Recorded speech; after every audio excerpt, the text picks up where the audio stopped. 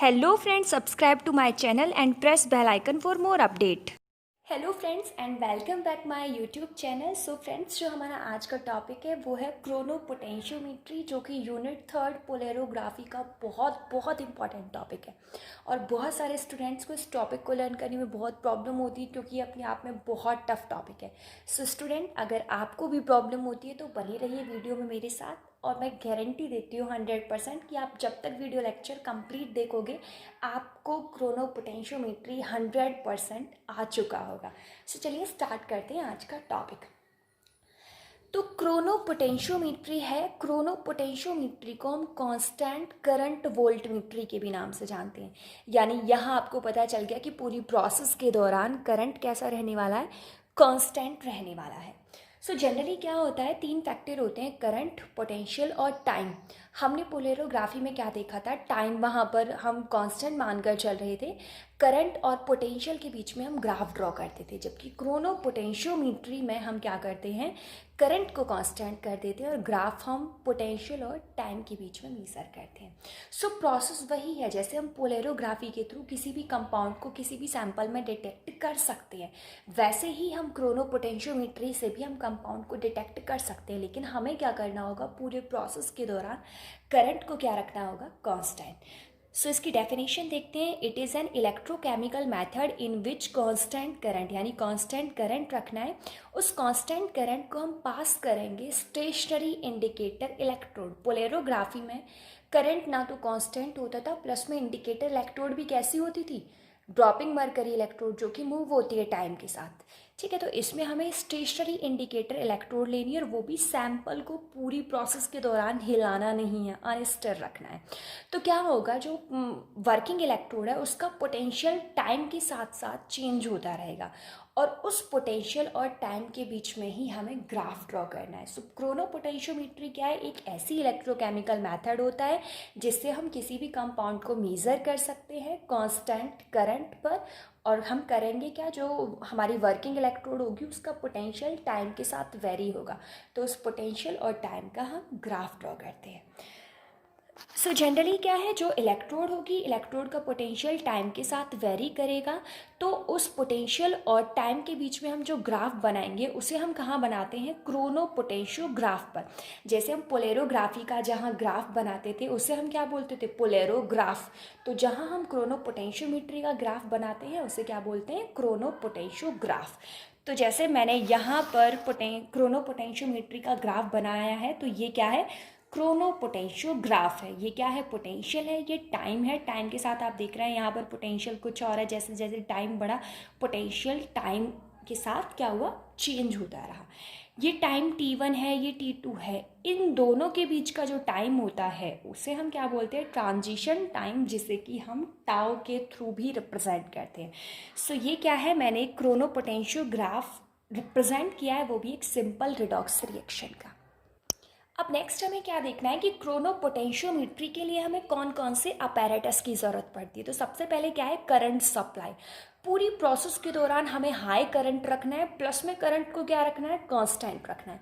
तो करंट को कांस्टेंट रखने के लिए हमें हाई वोल्टेज देनी पड़ती है पूरी प्रोसेस के दौरान, काफ़ी अच्छी वोल्टेज देनी पड़ती है। सो हम कितनी वोल्टेज देते हैं, 45 वोल्ट की एक बैटरी लगाते हैं, उसमें रजिस्टर सीरीज़ में लगा देते हैं।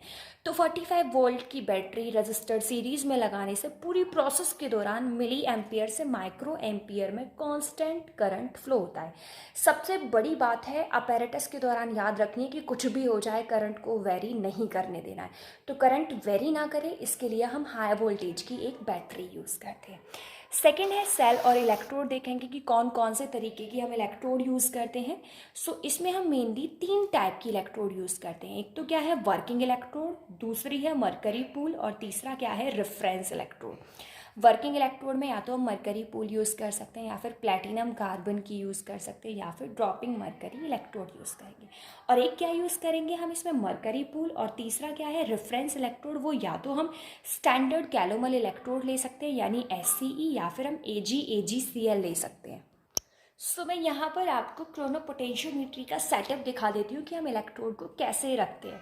सो यहाँ पर आपको नज़र आ रहा है, एक तो ऑक्सिलरी इलेक्ट्रोड लगाते हैं, यहाँ पर क्या है, रेफरेंस इलेक्ट्रोड है जो कि हमने SCE की लगाई है, और यहाँ पर क्या है, मरकरी पूल है जो कि वर्किंग इलेक्ट्रोड की तरह यहाँ पर वर्क कर रहा है। और जो फोर्थ अपैरेटस होता है, वो फोर्थ अपैरेटस क्या है, इसका क्रोनोपोटेंशियोमेट्रिक सेल।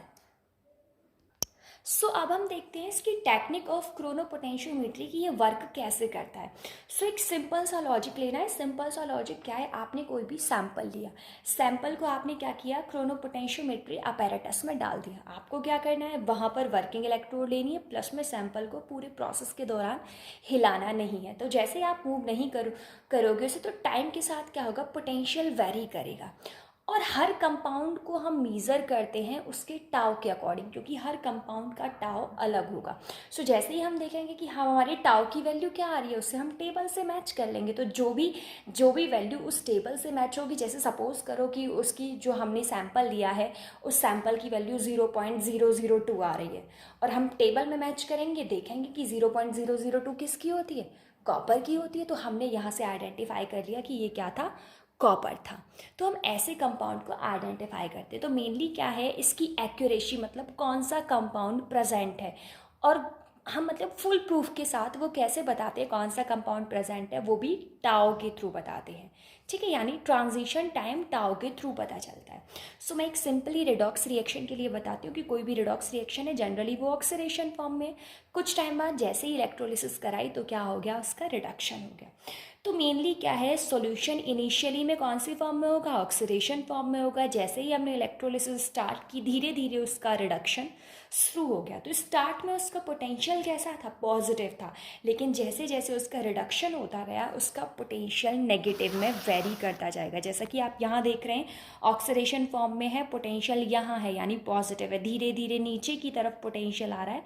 यहाँ पर रिडक्शन हो चुका है कंपाउंड का टोटली, तो उसका पोटेंशियल आप देख रहे हैं डाउनवर्ड यानी नीचे की डायरेक्शन में, मतलब नेगेटिव डायरेक्शन में आ रहा है। अब मैंने आपसे कहा था कि हर कंपाउंड का ट्रांजिशन टाइम अलग होता है, और टाव की मदद से ही हम पहचान पाते हैं कि सैंपल में कौन सा कंपाउंड प्रेजेंट है। अब मेन प्रॉब्लम ये है कि भाई हम ट्रांजिशन टाइम कैसे निकालें।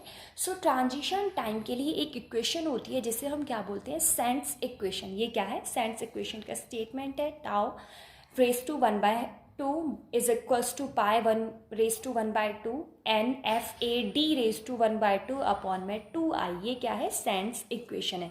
यहाँ पर आई क्या है, करंट है, ए क्या है, एरिया है, N number of electron, F यानी फैराडे कांस्टेंट जिसकी वैल्यू 96500 है, और सी क्या है, कंसंट्रेशन। तो हमें यहाँ देखकर समझ में आ गया कि जो टाओ है वो डायरेक्टली प्रोपोर्शनल है सी यानी कंसंट्रेशन। मतलब क्या है, जितनी ज़्यादा हम सैंपल का कंसंट्रेशन लेंगे टाओ की वैल्यू भी क्या होगी, उतनी ही ज़्यादा होगी। तो मेन जो कॉन्सेप्ट है यहाँ पर क्या है, एक हमें क्या करना है, सैंपल लेना है, उसका पोटेंशियल और टाइम का ग्राफ देखना है, प्लस में उसका टाव देखना है। ये तीनों चीज़ हर कंपाउंड के लिए अलग होती हैं, तो हम एक आसानी से कंपाउंड डिटेक्ट कर सकते हैं कि हमारे सैंपल में कौन सा कंपाउंड प्रेजेंट है। मेनली क्या है, टाव और कंसंट्रेशन के इस रिलेशन की मदद से हम क्या है, बहुत सारे कंपाउंड को डिटेक्ट कर सकते हैं।